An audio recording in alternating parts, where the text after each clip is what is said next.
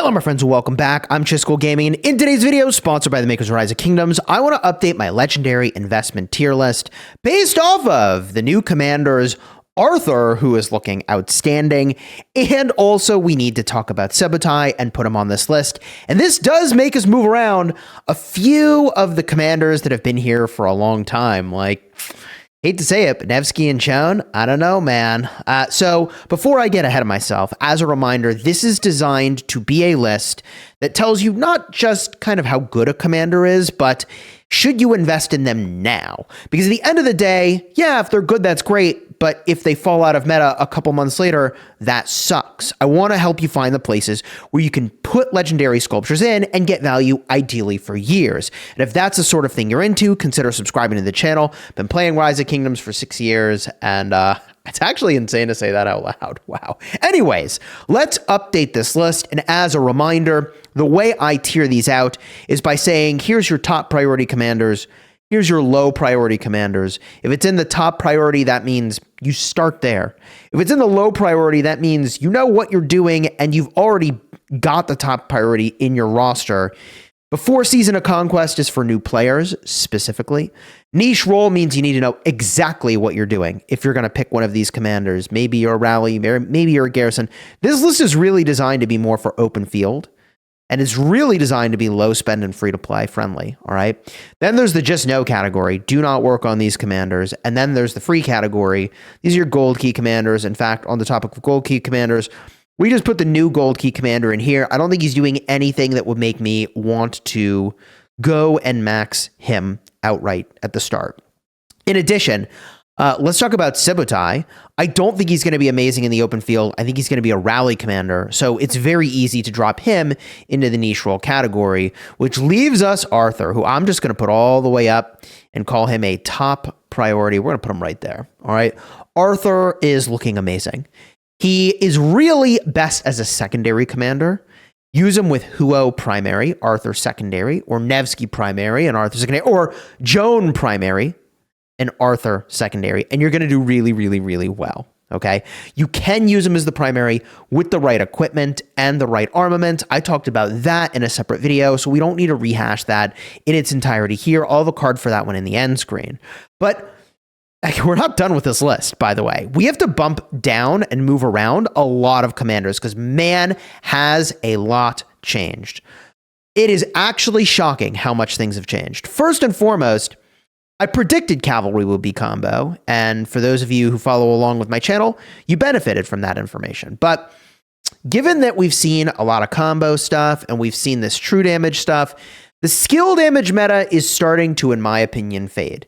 And that means that I'm going to take Hermann Prime and I'm going to put him down to niche role. Sounds insane, I know, but my feeling about Hermann Prime is that maybe he will continue to be strong if you have multiple archer marches, but if you were building just one, I mean, he's still as strong as, I don't know if you invest in him now. It's weird to say that out loud, but I am getting antsy about this. And the reason I'm getting antsy is because I think the next commander is going to be designed to make Shajar amazing in the open field.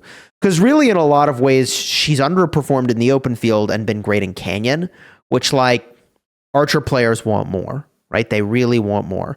When you compare the power level of, like, Ragnar and Arthur and Liu Che to the power level of Shajar, it's like, is this really kind of where we're at right now? So I think I also need to move out, believe it or not, Zhuge Liang to low priority. Not that Zhuge Liang is bad, but he's getting old. And if there is no longer a skill damage synergy, we'll see, then it's possible that, like, Shajar is looking really, really good, and this true damage synergy is actually what's popping off. So I suspect people will be using their Zhuge Liang and Hermann Prime for a long time. But I think it'll become the second archer march, and I think new archers will make Shajar plus somebody else really good. That's my suspicion.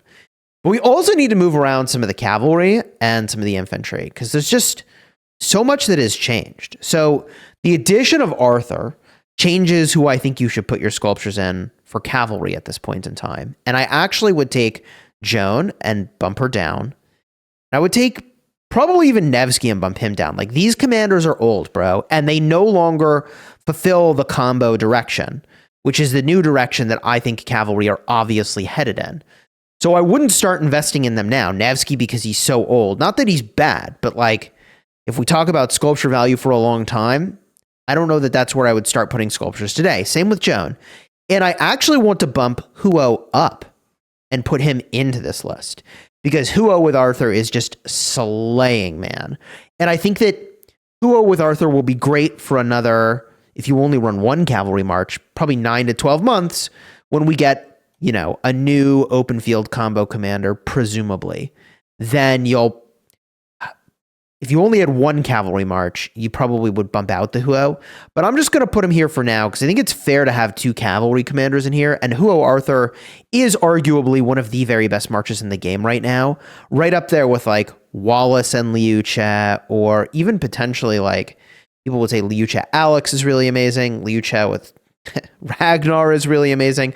Liu Che with Skippy Prime is really amazing. Like, all those I think are pretty outstanding. Okay. So we've moved a lot of commanders around, but we also kind of have too many infantry up here. And I don't know if I'm ready to take Skippy Prime and bump him out of this list. Let me explain a couple things, because I'm doing some weird stuff in Canyon right now, all right? What I'm doing in Canyon right now is I have Arthur paired with Philip, and that's doing amazing. I have Zhuge Liang paired with Shajar, and that's doing amazing. And I'm getting more defensive victories in a... It's like, I mean, I'm in 2377. These guys are the GOATs, man. They're very, very, very strong. And we have, I think, Canyon League against 960 coming up, so that's going to get really interesting. So all that to say, these combos are working really well. These commanders are really good. But you know who I'm anxious about is, like, do you still start investing in Skippy today? Or do you do Wallace? Which one is it? And here's the weirdness. Although I think obviously Smite has been the direction of infantry, I don't know, man. Do we keep Wallace or do we keep Skippy? If this were a live stream, I'd be asking for a vote right now, because you know that my rule of thumb is that I want no more than 3 commanders of any one troop type up in here. Why is that? Because if you want 2 armies for each troop type, that's 4 commanders. One of those commanders is going to be one of the first to get removed if a new commander shows up. And so the question is, who's more likely to get removed? Is it Skippy Prime or is it William Wallace, right? And I don't know the answer. What I'm inclined to do, this is going to sound weird, is to put Wallace to the back of the list and bump Skippy down. Not that he's bad. I just told you I'm using Ragnar and Skippy as like my main DPS march in my Canyon lineup. The point I'm trying to make is that I just don't know how long that's going to be what you want to do. I mean, I don't know, man. People still use Guan in Canyon too. Here's what I'll say, okay? Skippy's obviously amazing. And if you think they're going to continue to release something that's synergistic with him, you could do that. I think at most, we're probably going to want 1 skill damage infantry march in the future. That's my suspicion. And in that world, Ragnar's a part of it. And my bet is that the next Smite commander is going to have the option of doing skill damage if they're either the primary or the secondary, just like we've seen Shajar be built, just like we've seen Arthur be built. I think we're going to see the same thing with the next infantry. And in that view of the world, what you're going to do is you're going to take Ragnar and pair with that guy, and you're going to use Liu Che with Wallace, or you're going to use Liu Che with Philip if you have a lot of marches in the open field, or you're going to use Liu Che with Alex, right? So I think this is the future direction of the game, and I think this protects you in that direction in a way that, to me at least, feels pretty logical. Let me know your thoughts down below in the comments. And one thing I do need to comment on is the role of Philip, right? So if you don't have at least 5 marches in the open field, I would not work on Philip. I do think if you aspire to get to that point, he is very versatile. He could work as the secondary to a lot of different commanders. And just case in point, I didn't expect to make him secondary to Arthur, but it's working in Canyon very well. And I like that a lot. Would I say it's meta in the open field? I don't think so. But, Philip is being used as a secondary to Liu Che in the 960 2489 KVK. People are really liking it. But again, if you have less than 5 marches, this is going to be suboptimal for you because you're going to be buffing your friends, which is great. But at the end of the day, like, did you get kill points or not is going to be something people are evaluating. So I think he is a great investment for large accounts, but I don't think that he's a great investment necessarily for low spend free to play, unless your goal is just to keep him as a secondary, make him very versatile, and move him around from pairing to pairing as you build out your roster. And in that regard, like, yeah, he's good, but again, like less than 5 marches, you're missing some value here. Okay. So does this leave us with a completed list? Well, I will say this, right? I'm very tempted to start bumping Siege up to the low priority category. And I think that Siege are starting to be a more and more important part of the meta and Rise of Kingdoms. Now, I don't know that I necessarily love the fact that Siege just kind of sit back there and, I was chatting with Cortex, and his words, like, there's no interaction with them. Like, they just sit there and they do damage, and, like, there's no counterplay, there's nothing you can do. They just plink away, getting value in a way that sucks for anyone who didn't bring a Siege March. And so I'm starting to think that I don't know which commanders I'm going to start to put in this category, but I'm going to start putting Siege commanders for range marches into these categories because I think it's a part of the meta, and it's easy to understand why. Like, in a world where everybody else is going back and forth, losing DPS time, the Siege marches just sit there and they crank the damage. So compared to a march that spends half its time hitting and half its time running away and charging back in again, you have literally double the DPS time on these ranged marches. And that's why I think they're going to be a critical part of the game moving forward. I've got strong feelings about that and the sort of lack of counterplay there, but that's the way that it works. Okay. And gosh, is there anyone we move to the just no category? Like, just stop investing in these commanders now. I feel like we can take Takeda and move him down to just no. I know we just got combo stuff, but I don't think that's going to be... I don't think so, man. I'm very tempted to take Gilgamesh at this point and be like, bro, just... No, I know you can do stuff with him and it's unique and it's like anti-healing and... But we have this whole new healing synergy, but like, nah, I don't think so, man. I don't think so. Who else could I move completely out of this category? Is there anyone... Nebu, I don't know. Like, I actually swapped Nebu in recently. It was kind of wild. I might move Ash and Herman up here. Make this look a little bit more organized, but I don't think I'd change that niche role category. And if you're a brand new player to the game, I do feel like Alex is still really great. The reason I like Alex is that once you get to Season of Conquest, you can use Liu Che Alex, and that's a great combo. Although I get that some number of people want to use their commander swaps, which is a new thing, right? To potentially swap out of a commander like Alex, I would disagree with that choice very strongly. I still think you probably want to swap a gold key commander, right? And keep your Alex, because with Liu Che, it's pretty good synergy. I don't know, you could still swap him, right?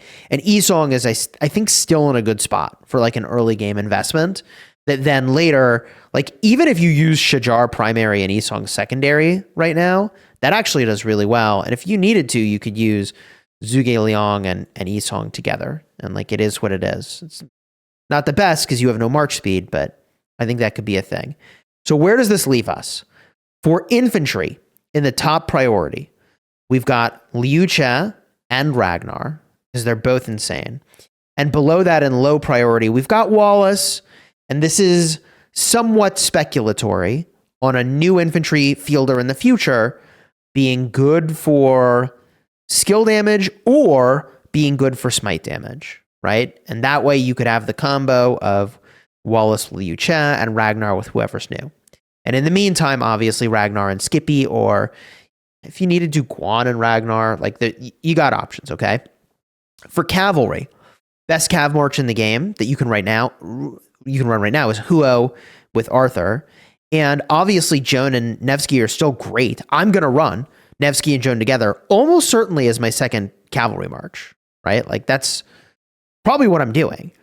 But what I'm mentioning here about that is that I don't know if I'd start investing in them today, given the combo direction. That's what I'm trying to drive at. All right. And interestingly, Philip works really well with a primary Arthur. Okay. And then for archers, you're in the weirdest spot because Shajar is not amazing in the open field. That has been my experience. And I think that she will be, but she isn't there yet. And it is really contingent on the developers putting out an AoE amazing open fielder at Liu Che power levels to put her with. Just like how you compare Liu Che with Wallace. She is the Wallace to a Liu Che equivalent we don't have. Okay. But in Canyon, I'm using these two together, Zhuge Liang and Shajar. And like in the meantime, obviously, they're both very powerful and still deliver a lot of punch. I don't think it's unreasonable to invest in Zhuge Liang at this point, but I sort of wonder about what the future direction of archers is going to be and how much of a part of it he's going to be, right? And I think that covers the main investments I'd recommend. There are fewer commanders in here normally than I would do. Normally I would have, again, 3 cavalry and 3 archers, but I don't right now, and it's very intentional. And we've moved up a leadership commander, which is new to this list. I mean, it was here last time, but like it's been a long time since we've done that. And one last thing I'll say about Philip that's very important is that to maximize what he can do, I think you want him to be the primary. To do that, you need leadership gear, and that takes a special set of stuff. And I think obviously with like Echelon as a formation, that could be really, really good. But right now, weirdly, there aren't a lot of combos that reward that. I think strangely enough, the combo I would run that most rewards that would be this Philip primary Shajar secondary, because she's going to be doing that true damage. True damage is enhanced by all damage, which is really nice. And also the talents in the support tree are really good for enhancing healing. So like weirdly enough, if you were making a leadership march with him as the primary, I actually think that Shajar secondary would be probably the best you could do at this moment in time, weirdly enough. And it is weird, but here we are. Okay, so that's my sort of feeling on Philip. And I do want to mention, just to make sure people understand, this is Ragnar Prime. Do not confuse this with old Ragnar, okay? The gold key Ragnar. This is not gold key Ragnar. This is Ragnar Prime. 2 very different commanders. You will be sorely disappointed if you invest in original Ragnar, who again is all the way down here in the free category of like, yeah, you just get these commanders when you get them from gold keys. It is what it is. It happens over time, and that's perfectly fine. All right. Enjoyed the vid? Throw a like on here, subscribe. If you want to see my Arthur summary and testing vid, card will be in the end screen. Alternatively, if you just want to see like the entire live stream, all of that card in the end screen as well. It was definitely fun to test with Arthur, and I think he has just a huge amount of potential, but he's best as a secondary. You can get away with him as a primary, but watch the full vid to see exactly why that's the case.